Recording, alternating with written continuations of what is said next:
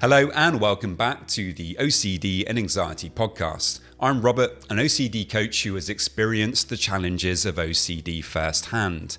Today we're exploring practical ways you can become more decisive despite OCD. And if you're looking for personalized guidance, remember I offer a free discovery call. You can visit at robertjamescoaching.com to book your call today. In any moment of decision, the best thing that you can do is the right thing. The next best thing is the wrong thing, and the worst thing that you can do is nothing. And that's by Theodore Roosevelt. OCD often makes decision making difficult because we fear uncertainty. Even simple choices can become overwhelming at times. Avoiding decisions, however, just reinforces the anxiety, creating a cycle that's very tough to break. One practical strategy is setting time limits. When facing a decision, give yourself a specific time frame, perhaps 5 minutes for small choices and an hour or a day for bigger ones. Commit to acting once the time is up. Your brain begins to learn that you can cope with uncertainty, reducing anxiety over time. One way in which indecisiveness has impacted me in OCD is actually related to relationship OCD.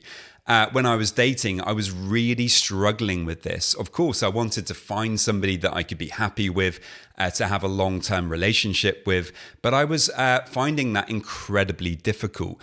No matter what I did, I was second guessing every relationship. I was questioning, is this really somebody that I want to be with? And of course, there was this huge pressure there because you do want to make that decision correctly. You want to find somebody that you're going to be happy with. You don't want to end up in the wrong relationship.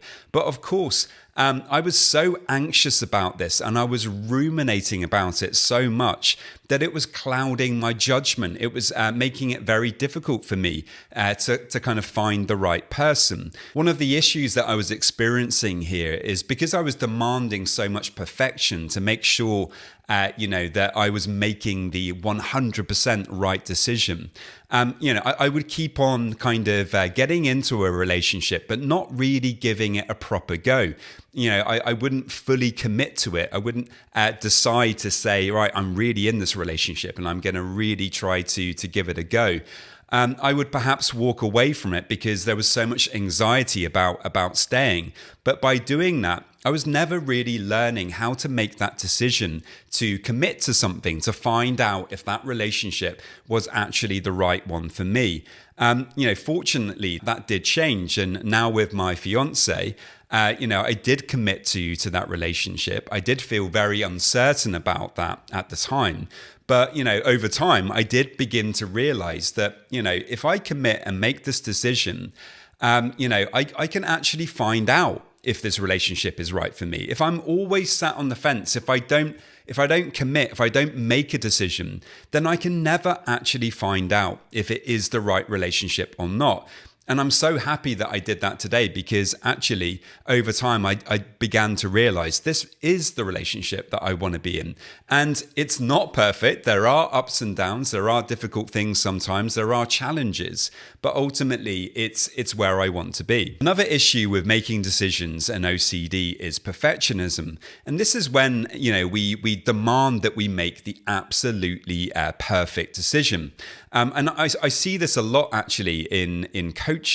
I think when people are trying to kind of come across the right way to deal with OCD or they're learning about new techniques, they want to make sure that they're choosing the absolutely perfect thing for them, whether that's acceptance commitment therapy or meditation or ERP. They want to make sure that whatever they're choosing, it's 100% the right thing for them.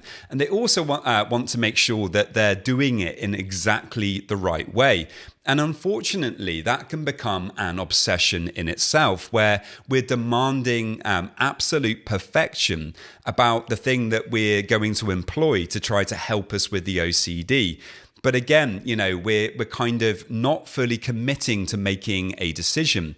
Ultimately, there are different techniques out there.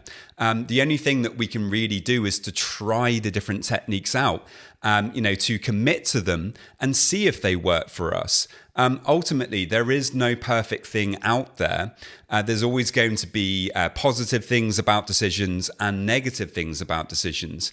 But the only way we're going to find out if they work for us is actually making a kind of commitment to them. It's also important to resist reassurance-seeking behaviors, as they tend to reinforce indecision.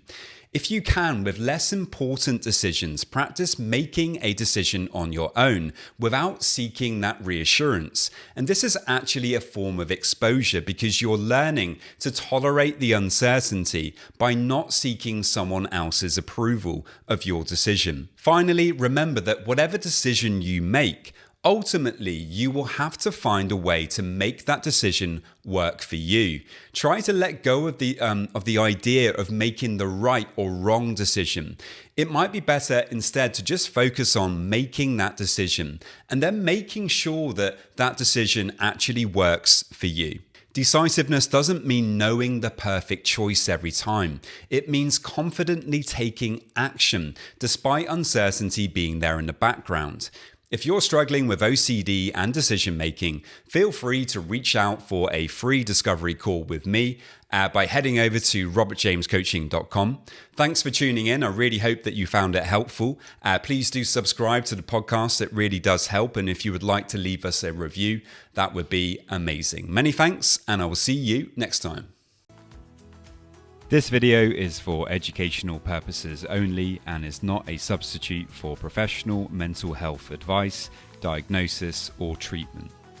If you are dealing with OCD, anxiety, or any mental health concerns, please consult a licensed mental health professional for support.